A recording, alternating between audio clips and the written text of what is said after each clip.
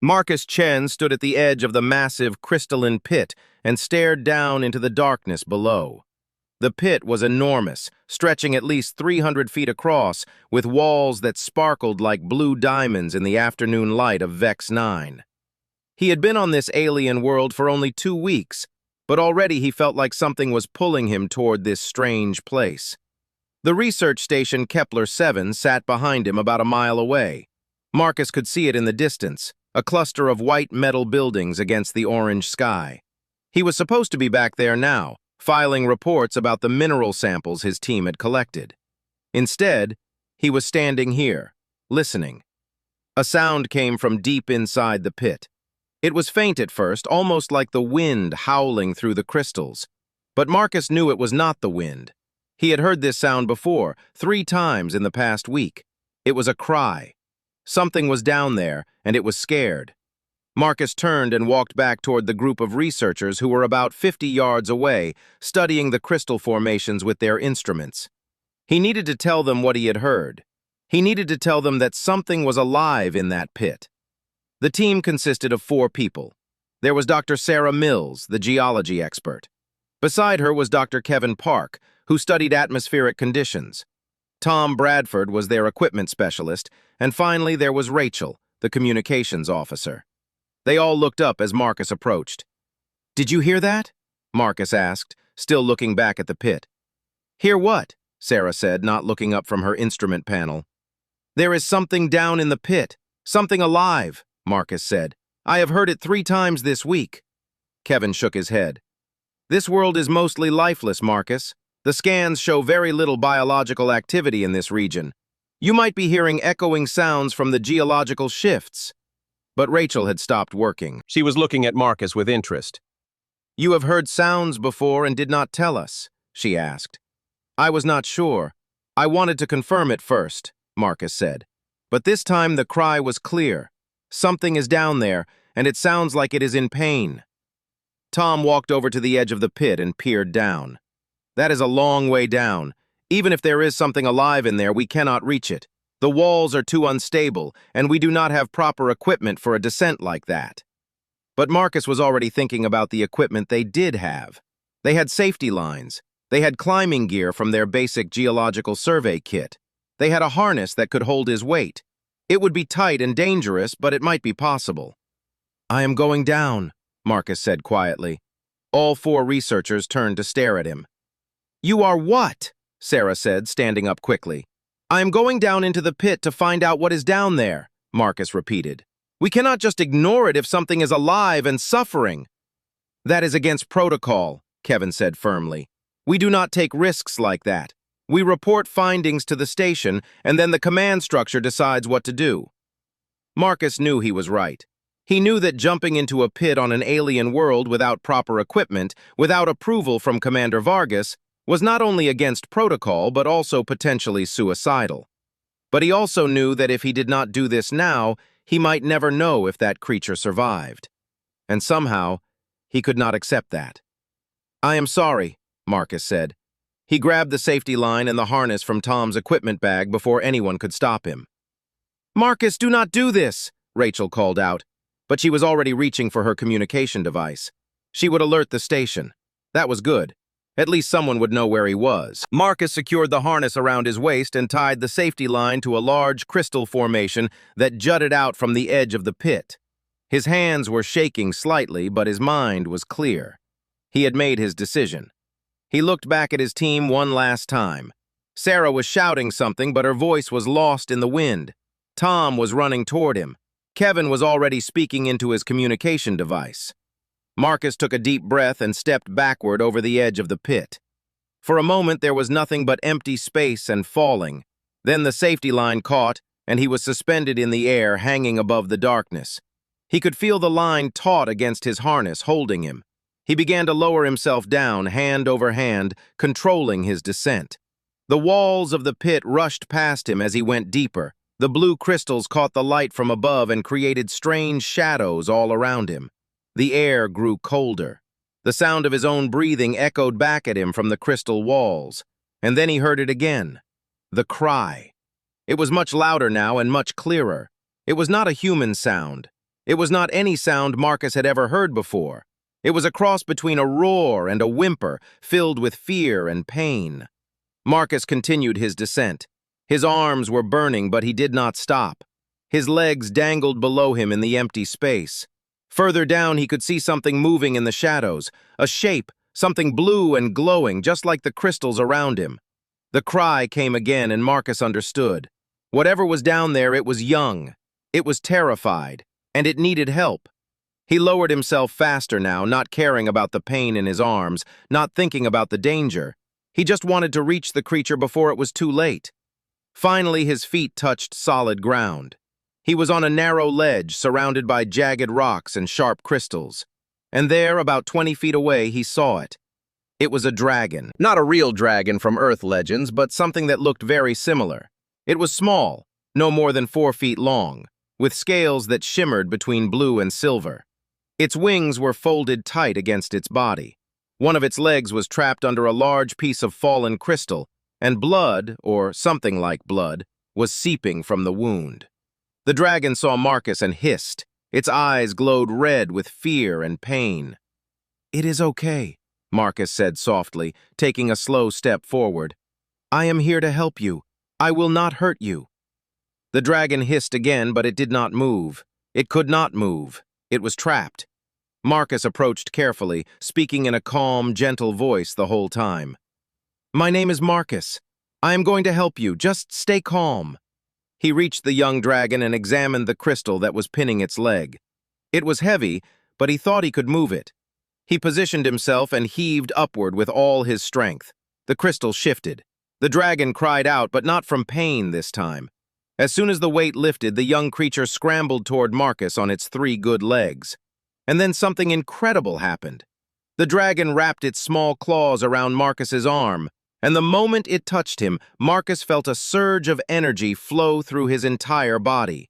It was warm and electric, and it made every nerve in his body tingle.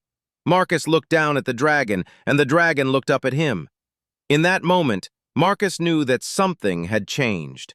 Something fundamental had shifted in the universe just by this small act of kindness. He secured the dragon as carefully as he could and reached for his communication device with his free hand. "I have got it," he said to the team above. "Pull us up, slowly." And as Marcus began his ascent back toward the light, holding the young alien creature close to his chest, he did not know that this moment would change everything. He did not know about the mark that would soon appear on his body. He did not know that he was about to become something more than human.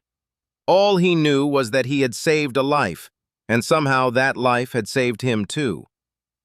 The medical bay of the research station was sterile and cold. Marcus lay on the examination table shirtless as Dr. Hayes ran a scanner across his body. The doctor's face was tense, and she kept frowning at the readings on the screen beside her. Marcus had been awake for hours now. After he and the young dragon had been brought back to the station, the team had rushed him straight to medical.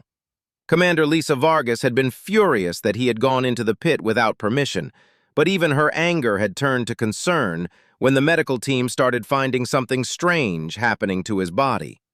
It had started about an hour after the rescue. Marcus had felt a tingling sensation spreading across his left shoulder. He thought it was just a muscle strain from the climb back up, but when he looked in the mirror, he saw something that made his blood run cold. A mark was appearing on his skin. It was not a normal mark. It was not a rash or a bruise.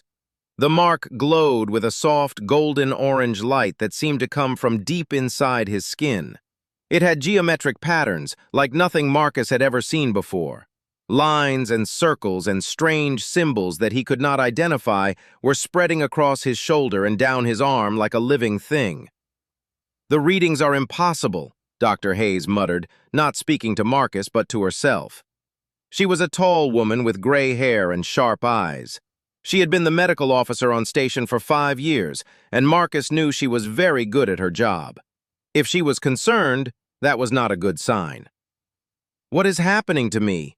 Marcus asked, trying to keep his voice calm. "I do not know," Dr. Hayes said honestly. She set down her scanner and looked at him directly. "When the young creature made contact with your arm in the pit, Some kind of exchange must have occurred, but this is not any biological reaction I have ever seen before. Your cellular structure is changing, Marcus. Not drastically, but it is changing. And these marks, they appear to be part of some kind of energy pattern. I have never encountered anything like it. Before Marcus could respond, the door to the medical bay opened. Commander Vargas walked in, and behind her came Captain Reynolds, the station's security chief.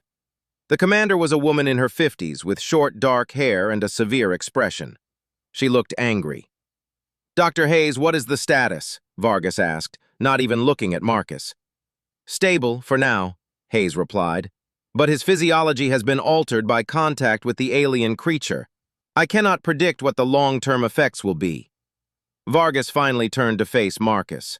"You disobeyed direct protocol. You put your life and the station at risk by retrieving that creature without authorization. Do you understand how serious this is?" Marcus sat up on the examination table. He wanted to defend himself, but he also understood her position. "I am sorry, Commander, but the creature was suffering. I could not leave it down there to die." "That creature is not your concern," Vargas said coldly. "It is a specimen. It is a subject for study. And now, because of your reckless actions, we have no idea what kind of biological contaminants or diseases you may have brought back to this station." "The creature is not dangerous," Marcus said firmly. "I could feel it. When it touched me, I understood it. It is intelligent, it is young, and it is scared." Vargas's eyes narrowed. "You understood it? Marcus, you were in a pit on an alien world. You were in shock and panic. You did not understand anything." But before Marcus could argue further, another alarm went off from deeper in the station. It was the alert from the containment chamber where they had placed the young dragon. Captain Reynolds immediately ran toward the sound, and Vargas followed. Marcus jumped off the examination table and went after them, pulling his shirt back on as he ran. Dr. Hayes called after him, but he ignored her. The containment chamber was on the opposite side of the station, and when Marcus arrived, he found a strange scene. The young dragon was moving frantically inside the transparent chamber, throwing itself against the walls. Its scales were darkening, turning almost black with distress. But what was stranger was that every person in the room was standing very still, staring at the creature. Then Marcus understood why. The moment he entered the room, the dragon stopped moving. It turned its head and looked directly at him through the transparent wall. And at that same moment, the mark on Marcus's arm flared with brilliant orange light. "What is happening?" Vargas whispered. The dragon made a sound, not the terrified hiss from before, but something different. It was a low rumble, almost like purring, but deeper and more resonant. And as it made that sound, the dragon began to calm down. Its scales returned to their normal blue and silver color. It pressed itself against the wall of the chamber, as close to Marcus as possible. Marcus walked toward the chamber slowly. Every eye in the room was on him. He placed his hand on the transparent wall, right where the dragon had pressed itself on the other side. And the mark on his arm grew even brighter. In that moment, something passed between them. It was not words exactly, but more like images and feelings. Marcus saw flashes of something vast and ancient. He felt loneliness and fear and a desperate need for connection. And somehow, he knew the dragon was feeling the same things from him. "This is not normal," one of the scientists said quietly. "Stand back," Captain Reynolds ordered, his hand moving toward the weapon at his side. "No," Marcus said without turning around. "He is not a threat. He is just scared. He needs help." "We do not have the resources to care for an alien creature," Vargas said. "And we have no idea what it will grow into. The data I received from the Home Office lists the Vexian species as potentially hostile. The protocol is clear. We study it, and then we eliminate it." Marcus's heart went cold. "You cannot do that." "I can and I will," Vargas said firmly. "As the commanding officer of this station, it is my decision. That creature will remain in containment. It will be studied, and when we have the information we need, it will be terminated." Marcus turned to face the commander, and his arm was glowing so brightly now that everyone in the room had to shield their eyes. "I will not allow it. That creature did nothing wrong. It is innocent, and it is..." Marcus paused, searching for the right words. It is connected to me now. Somehow I know that if you harm it, you harm me too. Vargas stared at him for a long moment. Then she turned to Captain Reynolds. Post a guard at this chamber. No one is to enter without my permission. And Marcus, you are confined to the medical bay until we understand what has happened to you.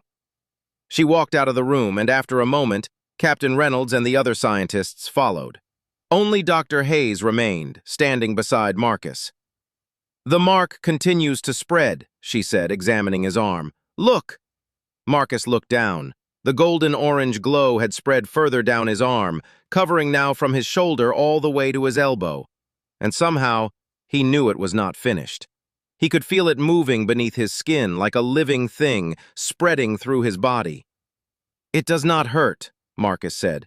No, I do not think it will, Dr. Hayes said quietly. I think it is trying to help you. I think it is the most beautiful and the most terrifying thing I have ever seen. Behind the transparent wall, the young dragon rested its head against the surface and watched Marcus with its glowing eyes. And Marcus watched back, knowing that his life had changed forever and that nothing would ever be the same again. 3 days had passed since Marcus was confined to the medical bay. 3 days of staring at white walls and listening to the hum of medical equipment. 3 days of watching the dragon mark grow larger and more intricate across his body. And 3 days of knowing that the young dragon was alone and scared in a containment chamber only 300 feet away. On the 4th day, Marcus made a decision that would change everything. He waited until the guard outside his room took his break at noon. He had noticed the pattern. Every day at 12 o'clock, the guard, a young man named Derek, would leave for exactly 15 minutes to eat lunch in the break room. It was not much time, but it was enough. Marcus moved quickly. He put on his uniform and walked out of the medical bay like he belonged there. He did not run. Running would attract attention.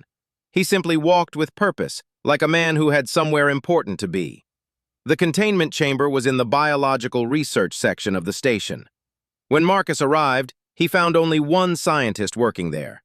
It was Dr. Patricia Coleman, a younger woman who had always been kind to him. She looked up from her work and immediately recognized him.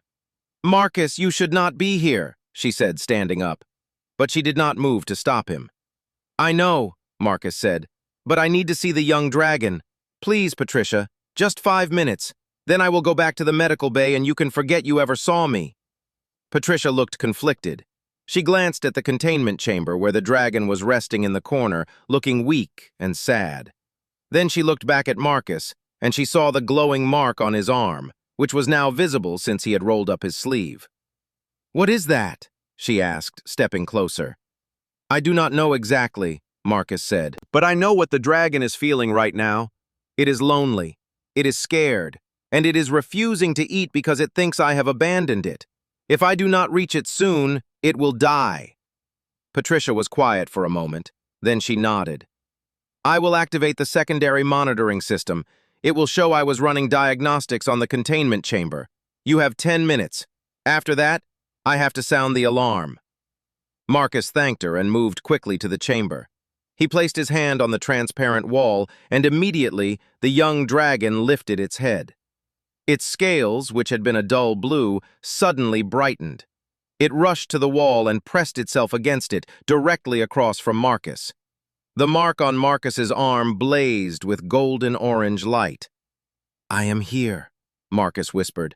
"I am sorry I have been away, but I am here now." And in that moment, the connection between them deepened. It was not just a feeling anymore. Marcus could see images in his mind.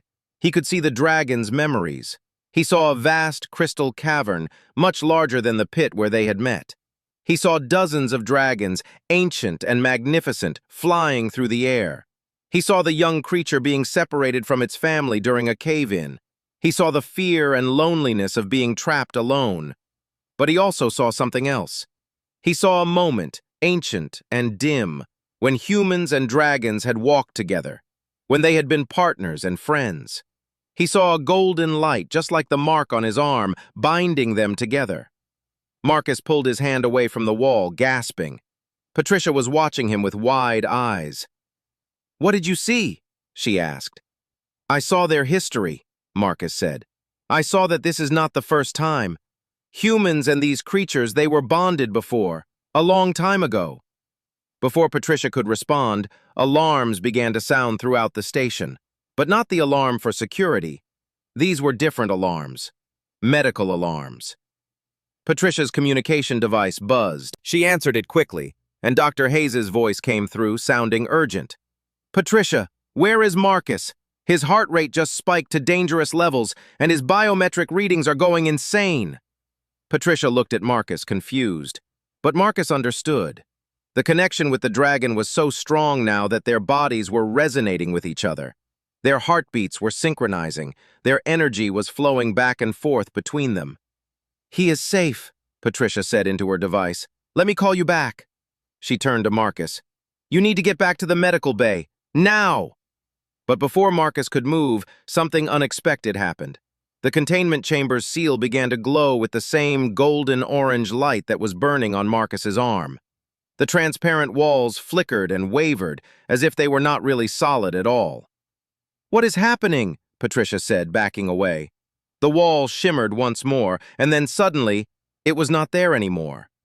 The young dragon stepped out of the chamber as if the transparent barrier had never existed. It walked directly to Marcus and pressed its small head against his leg.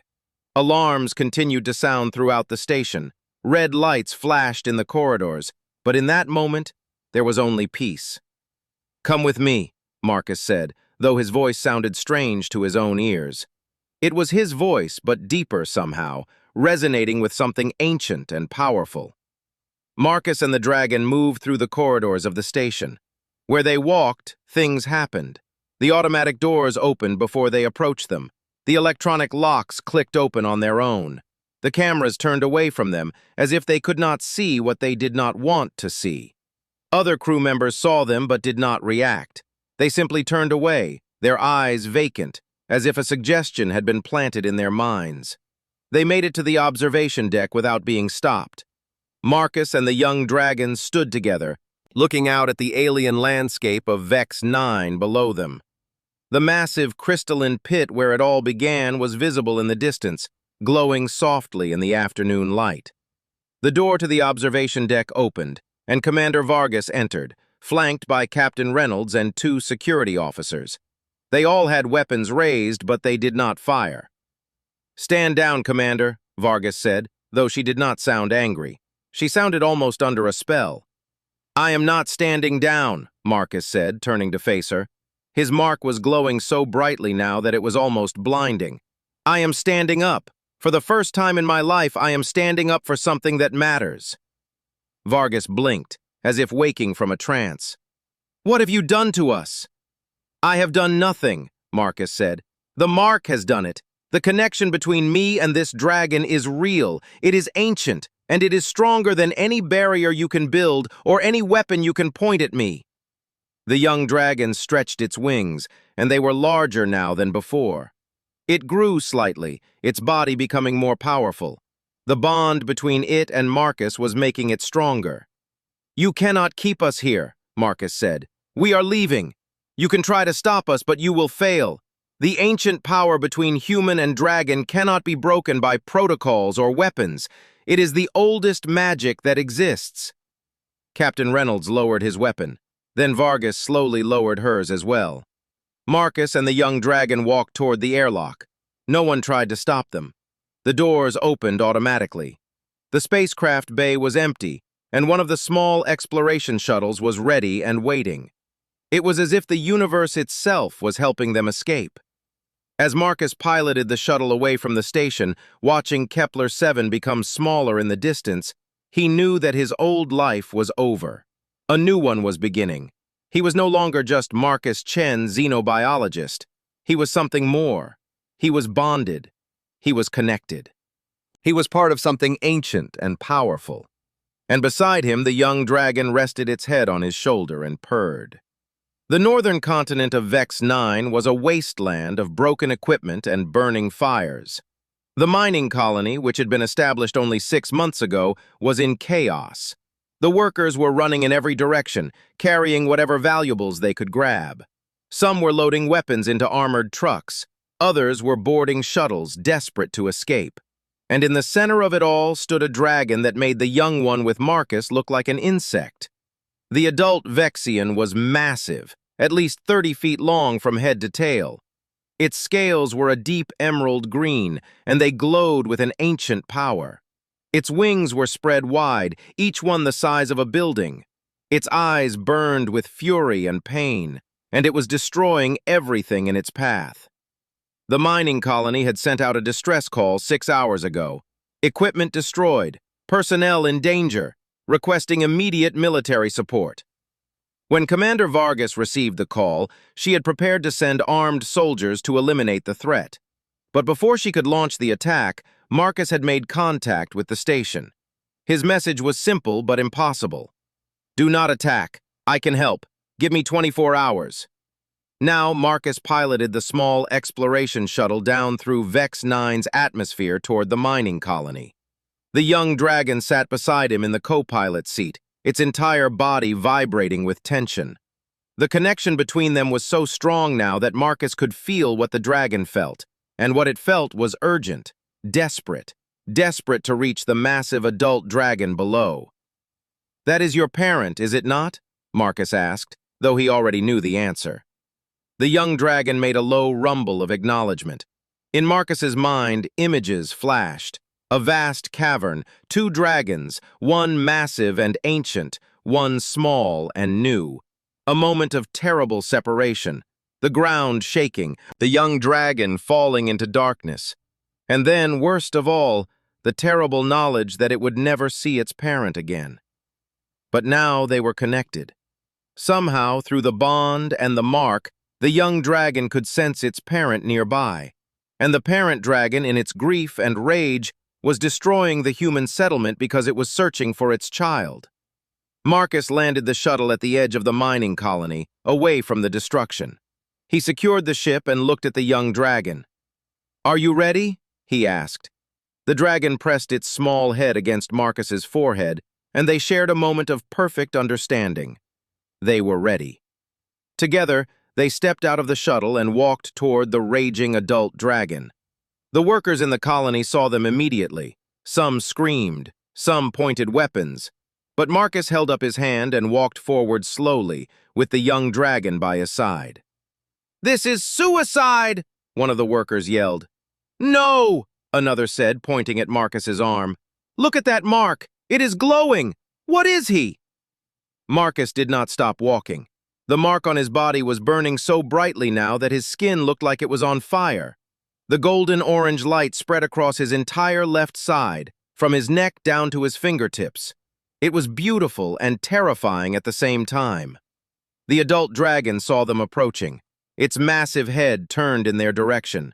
It roared, a sound so loud that it shook the ground beneath Marcus's feet. Dust and debris flew into the air. The workers scattered, running for shelter. But Marcus kept walking, and the young dragon kept pace with him, steady and determined. The adult dragon lowered its head and charged. This was the moment of truth, the moment when everything could go wrong. The massive creature was moving fast, its claws digging deep furrows in the earth. Its jaws were open, showing teeth the size of daggers. Marcus stood his ground. He did not run. He did not hide. He simply raised his arm, letting the mark blaze with all its power. And in that moment, the young dragon broke free from beside Marcus and rushed forward to meet its parent. The 2 dragons collided, but not in violence. The young dragon leaped onto its parent's face, wrapping its small claws around the massive head. The adult dragon roared, but this time it was not a roar of rage. It was a roar of recognition. The parent dragon's momentum carried it forward, but it skidded to a stop just feet away from Marcus. It lowered its enormous body to the ground, its eyes locked on the young dragon, which was now climbing up its neck and across its back.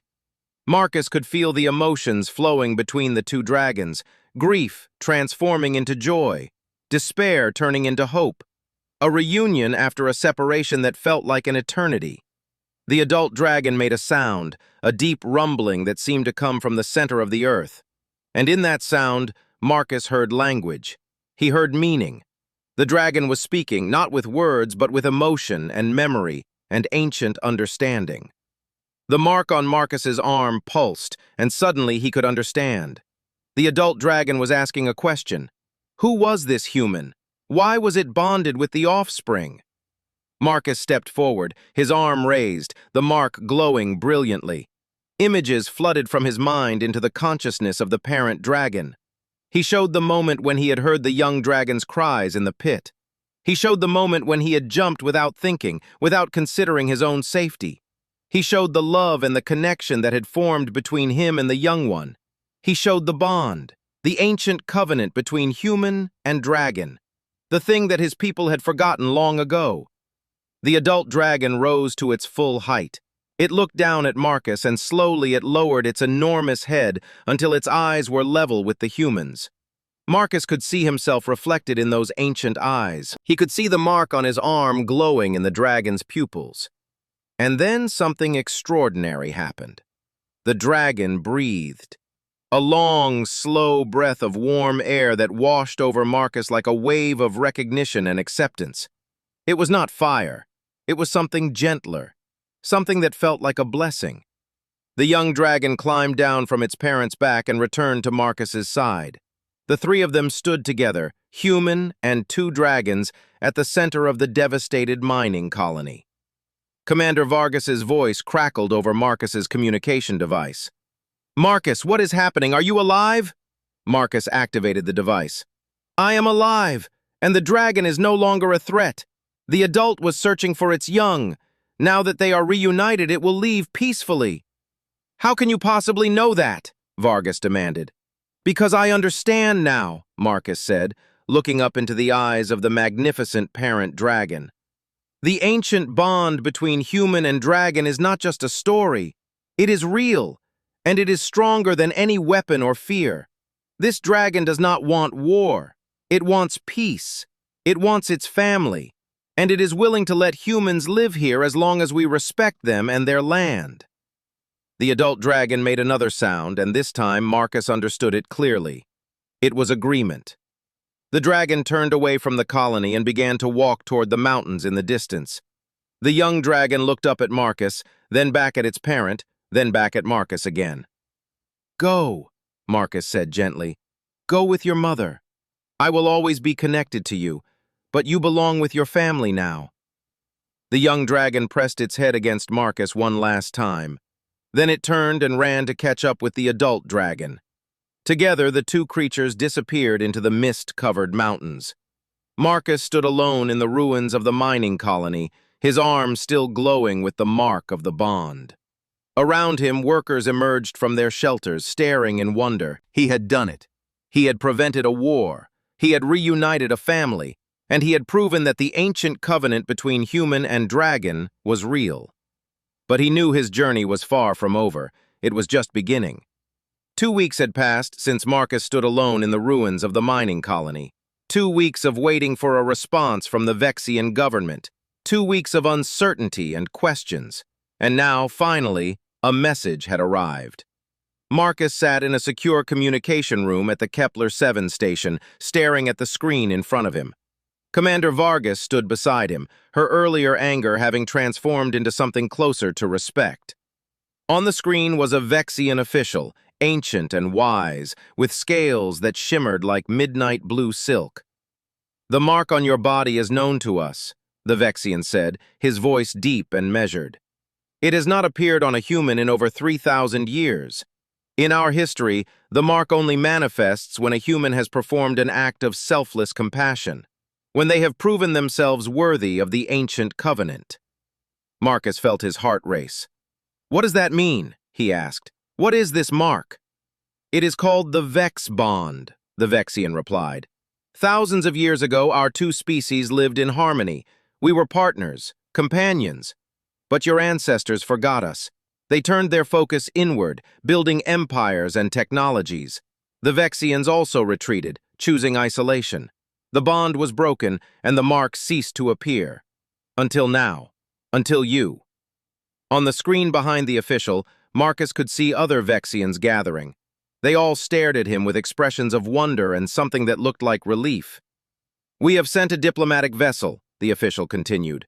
"It will arrive at your station in 3 days. We wish to speak with you in person. We wish to understand how this has happened, and we wish to offer you something that no human has been offered in millennia." The transmission ended. Marcus turned to Commander Vargas, who was looking at him with a mixture of concern and awe. "What did they mean?" Vargas asked. "What are they offering you?" "I do not know," Marcus said, but somehow deep in his mind, connected to the mark and the ancient power within him, he did know. He just did not have the words to explain it yet. 3 days later, the Vexian vessel descended through the atmosphere of Vex 9. It was beautiful, sleek, and organic-looking, as if it had grown rather than been built. When it landed near the station, the cargo bay doors opened, and a delegation emerged. At the head of the delegation was a Vexian unlike any Marcus had seen before. This dragon was older, impossibly ancient, with scales that seemed to hold the light of stars within them. Its eyes were wise and kind, and when it looked at Marcus, he felt a connection so powerful that it nearly knocked him to his knees. "I am Elder Theron," the ancient dragon said, its voice like music and thunder combined. "I am the last living Vexian who remembers the age of the Covenant. I am over 5,000 years old, and I have waited my entire life to see this moment, to see a human worthy of the bond return to us." Marcus did not know what to say. He simply bowed, a gesture that felt right instinctively. Elder Theron approached him slowly. With one massive claw, the ancient dragon touched the mark on Marcus's arm. The moment they made contact, Marcus was flooded with visions. He saw the world as it had been thousands of years ago. He saw humans and dragons working together, building cities that soared into the sky. He saw humans riding on the backs of dragons, exploring vast continents. He saw a civilization that valued both species equally, where art and science and magic flowed from the cooperation of two different kinds of minds. But he also saw the fall.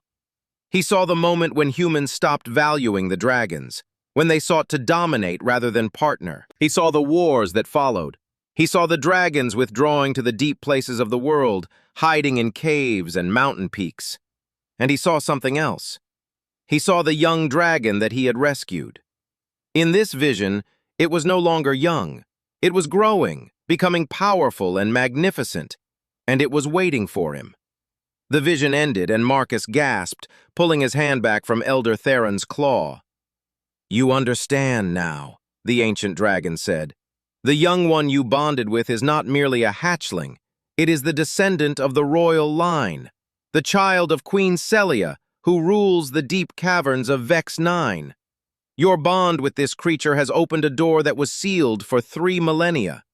The Vexian people are willing to trust humans again, but only because of you. Only because you proved your worthiness." Commander Vargas stepped forward. "What exactly are you proposing?" she asked carefully. Elder Theron turned his gaze toward the commander. "We propose an alliance. We propose that Marcus Chen become the first human ambassador to the Vexian people. He will live among us. He will learn our ways. And in return, we will share our knowledge and our protection with humanity." "And the mark?" Vargas asked. "What does it mean for Marcus?" "The mark grants him extended lifespan," Elder Theron explained. "Your Marcus will live for 300 years or more. It grants him enhanced strength and the ability to sense the emotions and intentions of dragons. It grants him access to knowledge that spans millennia.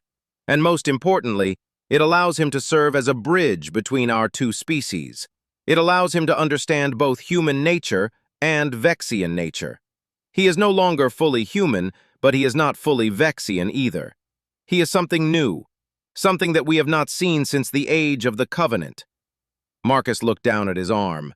The mark was no longer glowing as brightly as before, but it was still visible, beautiful in its complexity. He thought about his old life, his job as a xenobiologist, his quiet existence on the research station. All of that seemed like a dream now, small and insignificant compared to what lay before him. "I accept," Marcus said simply. Vargas looked shocked. "Marcus, think about this. You are giving up your entire life, your family, your friends, everything you have known." "I understand," Marcus said. But I have already made my choice. The moment I jumped into that pit, I chose a different path. I chose to follow my heart instead of protocol. I chose compassion over fear. This is where that choice has led me, and I do not regret it." Elder Theron made a sound like the rumbling of distant thunder. It took Marcus a moment to realize it was laughter. "Come," the ancient dragon said. "Let me take you to meet your bonded partner. I promise you the reunion will be worth any sacrifice you make." Marcus turned to Commander Vargas one last time. "Tell them at the Home Office that I will maintain communication. I will be a liaison between our governments. But my home is here now. My home is with the dragons." He walked toward Elder Theron and placed his hand on the ancient dragon's scales. The elder lowered his head and allowed Marcus to climb onto his back. As they walked toward the Vexian vessel, Marcus looked back at the research station one last time. The shuttle lifted off, carrying Marcus and Elder Theron toward the mountains where the Vexian kingdom lay hidden. Below them, Marcus could see the massive crystalline pit where it had all begun, the place where a human had jumped without thinking and where everything had changed. As they flew over the mountains, Marcus saw them, 1,000 dragons, more, filling the sky with their wings, and in the center of them, larger and more beautiful than all the rest, was the young dragon he had saved, the one he had bonded with. But it was no longer small or weak. It had grown strong and magnificent. Its scales glowed with power, and when it saw Marcus, it cried out with a sound of joy and recognition that echoed across the mountains. Marcus reached out his arm, and the mark blazed with brilliant golden-orange light. The light spread from him to the young dragon, and from the young dragon to all the others. A chain of light connecting human and dragon, binding them together once more after 3,000 years of separation. Elder Theron landed on the highest peak, and Marcus stood there, looking out across a kingdom of dragons. He was no longer Marcus Chen, xenobiologist. He was Marcus Chen, the Vex bonded. The first human in 3,000 years to bridge the gap between two ancient species.